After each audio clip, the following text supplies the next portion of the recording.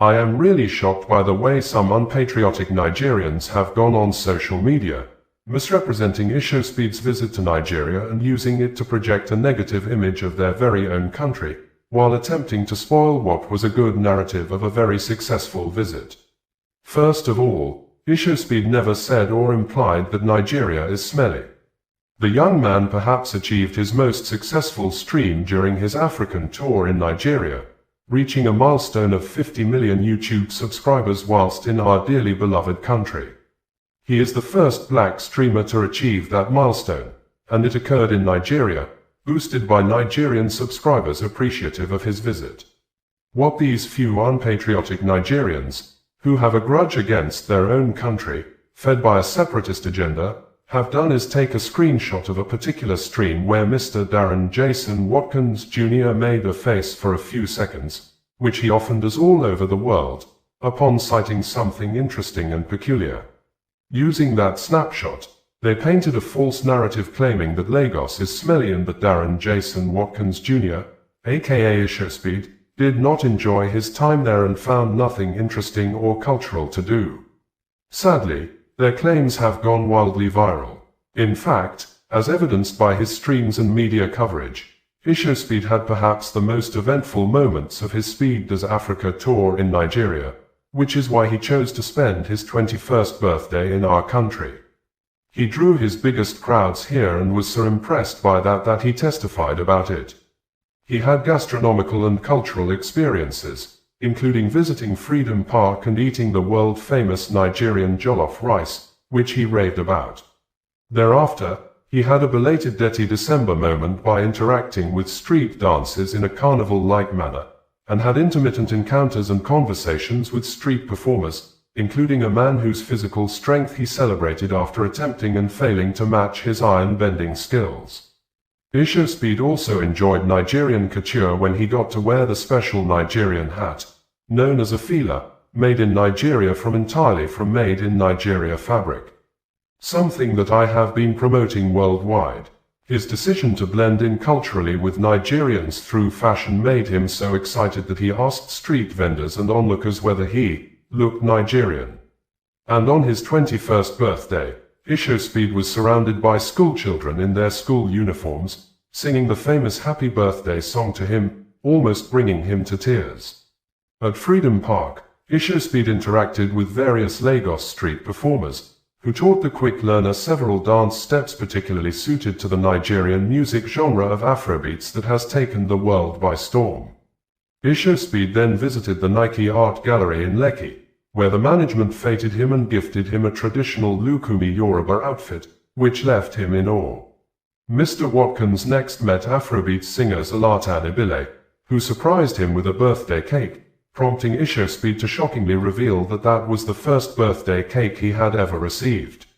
Hard to believe, his time in Nigeria has become one of the most discussed pop culture moments of the year so far, and he was so pleased with Nigeria that one of the first things Abubakar Malami, a former Minister of Justice and Attorney General of the Federation who was in office from November 2015 till May 2023 when the then President Muhammadu Buhari completed his 8 years tenure in office, under which courts of competent jurisdiction granted several detained Nigerians bail, but the Buhari government refused to release them and even rearrested some of them after they had perfected their bail conditions. The then Minister of Justice, Abubakar Malami, who was saddled with the responsibility of protecting citizens' rights, came out openly and apparently justified the violations of court orders by the then Buhari-led government, and during the administration of President Muhammadu Buhari, Abubakar Malami frequently defended the actions of the government's refusal to obey court's orders of bail granted to high-profile individuals by asserting that national security and public interest superseded individual rights.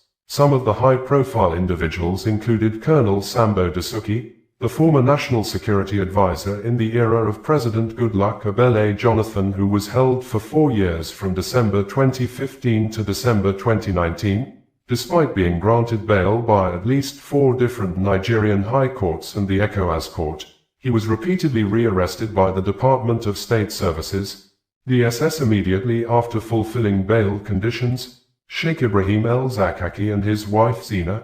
detained from December 2015 until they were released in July 2021, were refused bail after federal court declared the detention illegal in 2016 and ordered their release by January 2017, but the government under which Abubakar Malami was a justice minister did not comply, until they were eventually acquitted of all charges by a Kaduna State High Court in 2021. Also, Omiyele Sowore, an activist and a journalist who is the founder of Sahara Reporters News Media, remained in DSS custody for several months in 2019 despite fulfilling bail conditions set by Justice Ijeoma Ojukwu. He was rearrested within the courtroom just 24 hours after a temporary release.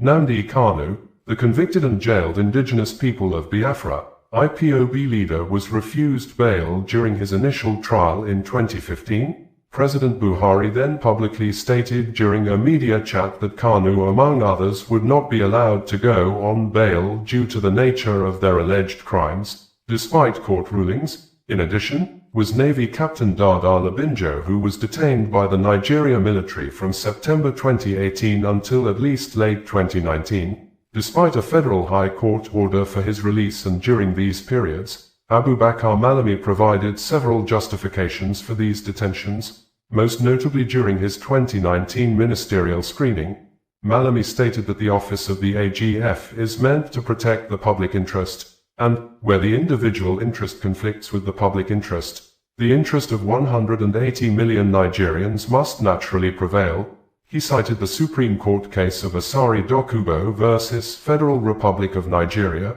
arguing, it established that national security could supersede personal liberty in specific contexts, and when Dasuki and Sowore were finally released in December 2019, Nigeria military authority has confirmed the death of 5 soldiers and 1 police officer in an ambush launched by terrorists on Monday at Gidan Wagni area of Zamfara state. The incident may be a reminder of incessant cases of high rates of Nigeria losing its soldiers and other security operatives in ambush, especially as observed as a worsening situation in the year 2025, with the ambush of army barracks and killing of the men of the Armed Forces of Nigeria, AFN, by terrorists in large number began as early as January 2025.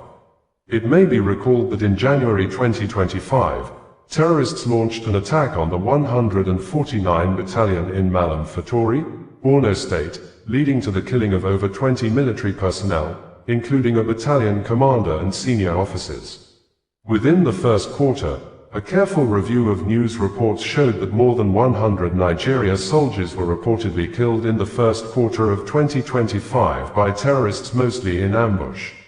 In June 2025, terrorists' attacks on 3 army bases in central and northwestern Nigeria resulted in the killing of at least 17 soldiers. And in September 2025, a major ambush on the Baga-Maiduguri road was reported, where at least 40 soldiers were killed and 65 went missing. While in October 2025, at least 4 soldiers were killed in a Boko Haram ambush in Borno State, while another encounter in Kumshe resulted in 1 soldier killed, and by November 2025, the Nigerian army confirmed the death of Brigadier General Musa Uba and 2 other soldiers following an ambush by ISWAP terrorists near Wajiroko town in Borno State, which some local media reported that several soldiers were killed during the ambush. Even some of the local media stated that those who escaped the ambush, like the Brigadier General, were traced and killed by the terrorists apparently after hours of no rescue or prompt reinforcement by the Nigeria military authority. According to Captain David Adewusi, the media information officer of Operation Fansanyama, the 5 soldiers and the police officer were killed while the troops were returning from a successful operation and responding to a distress call of terrorists' attack in a community in Zamfara state. In his words, Captain David Adewusi said, "Troops of Operation Fansanyama, OPFY, Joint Task Force Northwest, have demonstrated exceptional bravery, professionalism, and resilience following a terrorist ambush along the Bingi-Kekan-Waje-Gusau Road in Zamfara State on the 19th of January 2026. The ambush followed a series of successful offensive operations conducted from 17th to the 19th of January 2026, when troops of Sector 2 OPFY, in conjunction with the OPFY Mobile Strike Team and DIA Tactical Support Team, carried out coordinated raids, ambushes, and fighting patrols across Bernan Magaji and Anka areas of Zamfara State. During these operations, 3 suspects, Isio Kwakwatawa, Ibrahim Dan Musulu, and Makau Lambagoma, were arrested, while 4 terrorists were neutralized and others fled into the forest. Items recovered included 1 PKT machine gun, 5 AK-47. Bringing you the news in a more digital way.